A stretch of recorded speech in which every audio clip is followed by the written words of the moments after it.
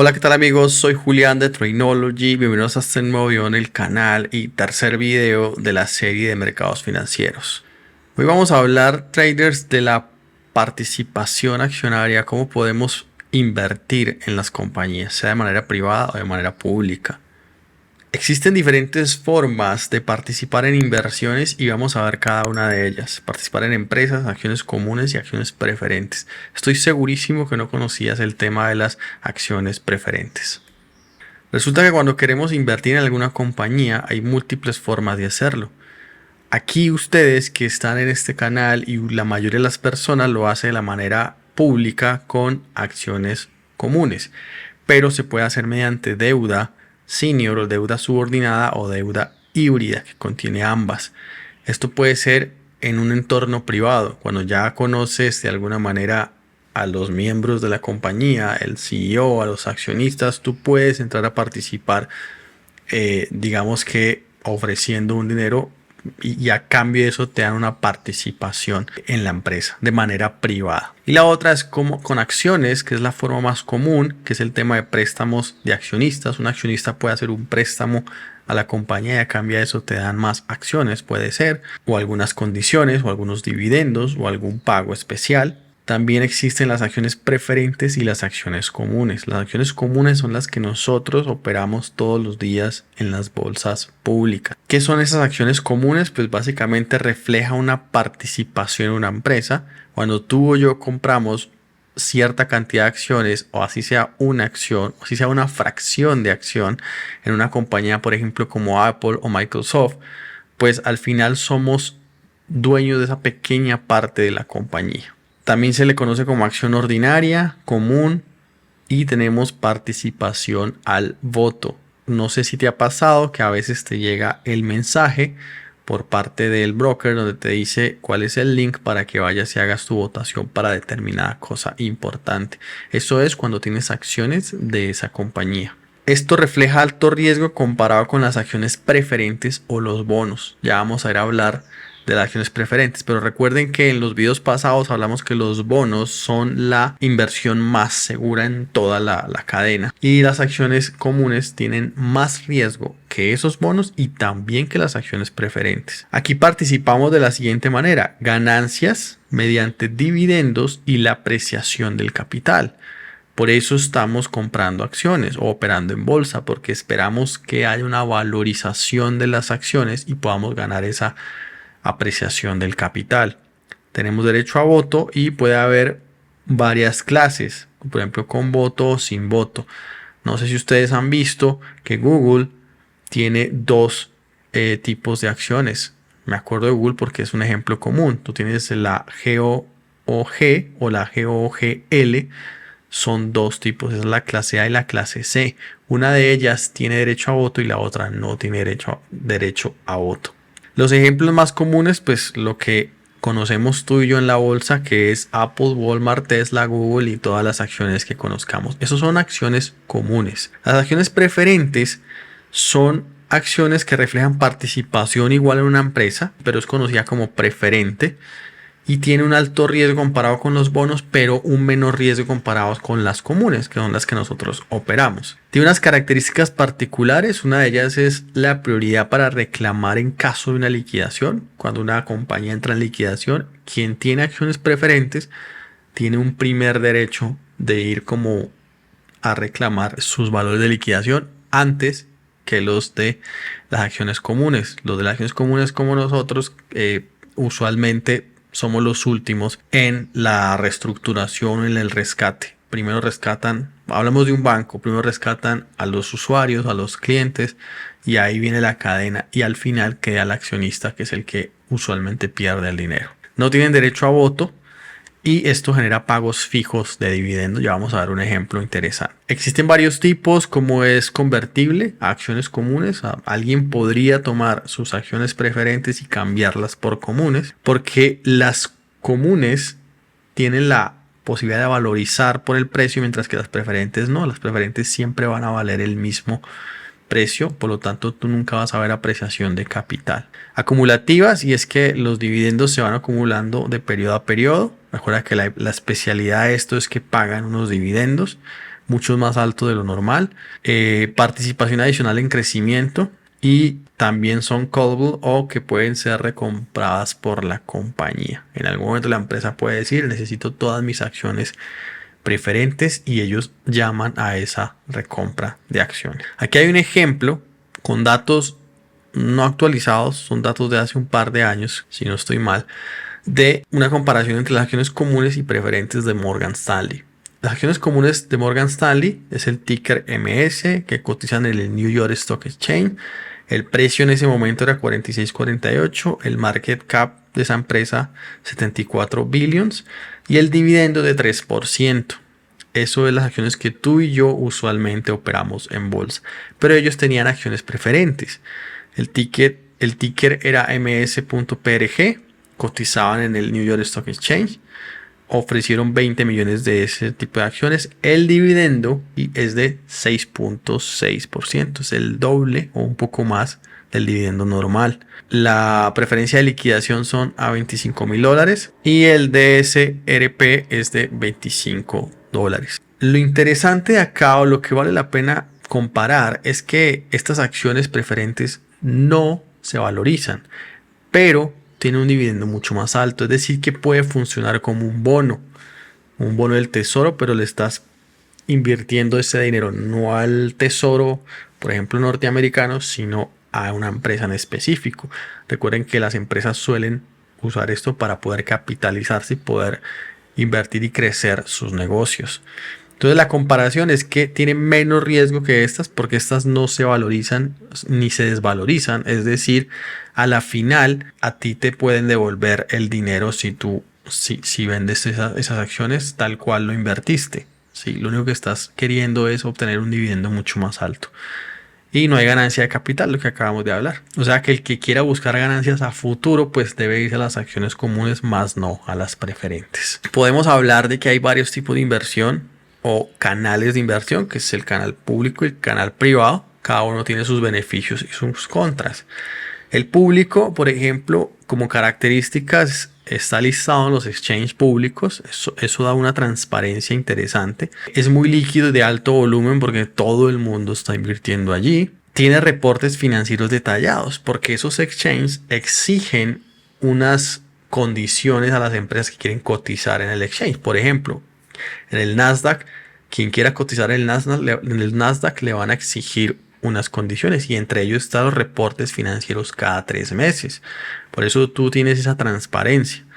Y el mercado secundario es muy activo. ¿Cuál es el mercado secundario? Pues básicamente la bolsa. Tipos: hay empresas que pueden cotizar ahí, fondos de real estate o los REITs, fondos cotizados o ETFs, fondos mutuos. Todo esto es lo que tú y yo encontramos todos los días en la bolsa.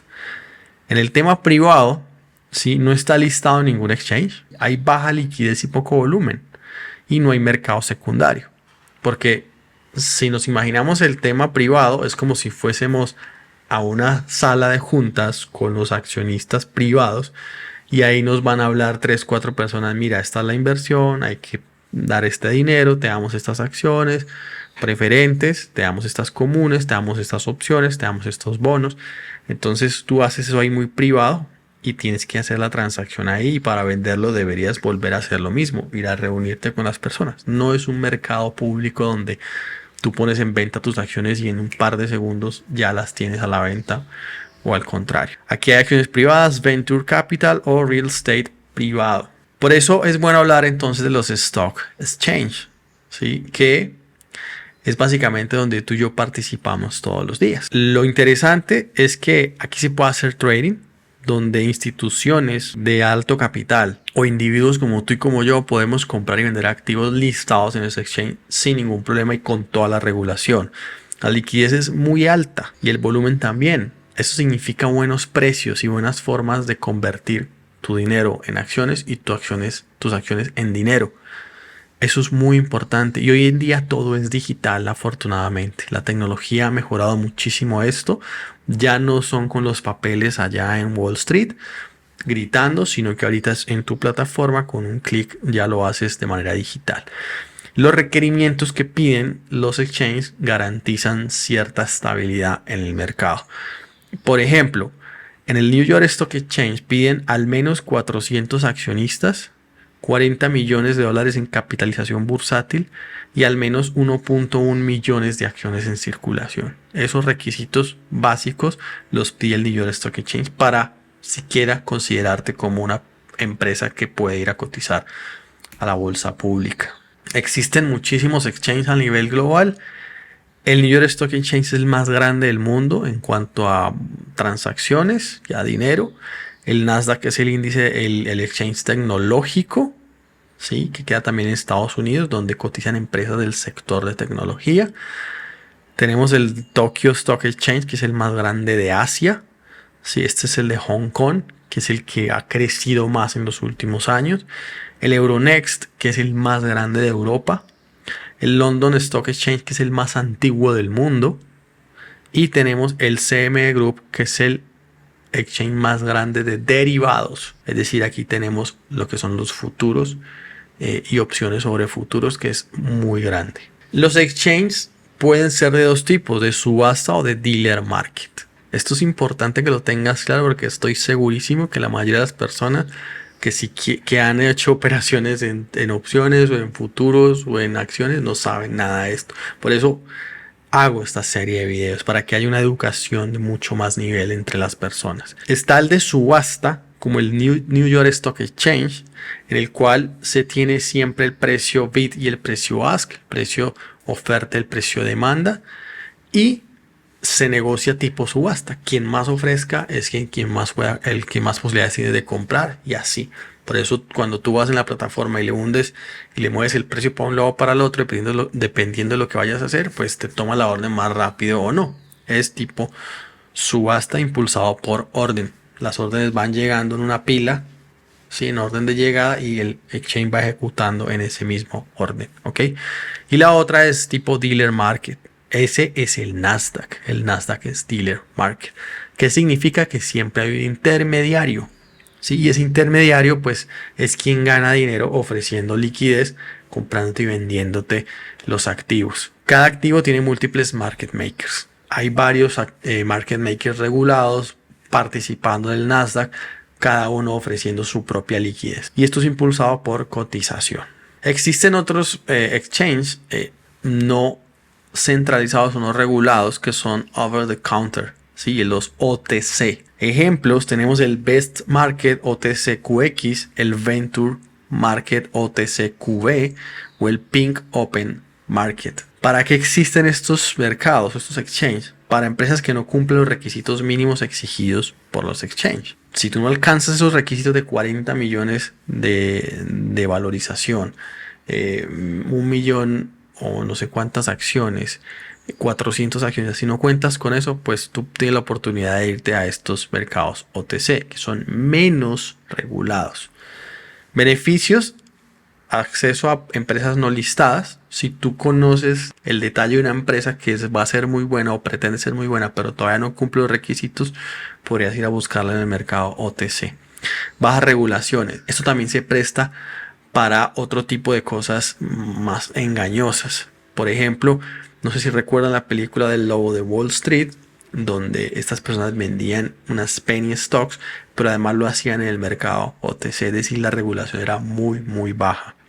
Desventajas: hay baja liquidez, bajo volumen, no hay información pública y es muy volátil. Muy volátil puede ser malo para el inversionista, pero puede ser muy bueno para el trader, porque al haber baja capitalización, con unas 1000 acciones que compres, subes el precio, y ahí es donde también se generan esos engaños tipo pump and dump. Cuando tú algún día te toca quedarte con unas acciones que posteriormente van a deslistarla de los exchanges públicos y la van a poner en uno de estos, te doy un tip: debes contactar al broker y decirle que vendan tus acciones en el mercado OTC al precio que tú digas, y eso lo van a hacer ellos, no lo puedes hacer tú en la plataforma. Hablo por ejemplo de Tasty Trade. En mi caso, cuando recibí acciones del First Republic Bank, que luego fue comprado por el JP Morgan, entonces eso fue deslistado. Yo quedé con unas acciones que ya cotizan en el mercado OTC, por lo tanto yo ya no las puedo vender en la plataforma. Tuve que solicitar al broker y ellos me hicieron la venta en el mercado OTC al precio que yo les dije. En mi caso les dije háganlo a una orden de mercado, y ya hicieron la venta en ese mercado y me deshice de las acciones. Por último, vamos a hablar de los índices, que es muy importante. Un índice de acciones está compuesto por una selección de activos que participan o componen el índice en diferentes maneras y objetivos. Y aquí vuelvo y les digo, seguramente no sabían la información que les voy a dar. Hay índices ponderados por precio, es decir, mientras más alto el precio de la acción, tienes mayor participación en el índice. Un ejemplo de esto es el Dow Jones Industrial Average. Las empresas de este índice están ponderadas por precio. Ponderados por capitalización bursátil es la segunda clase.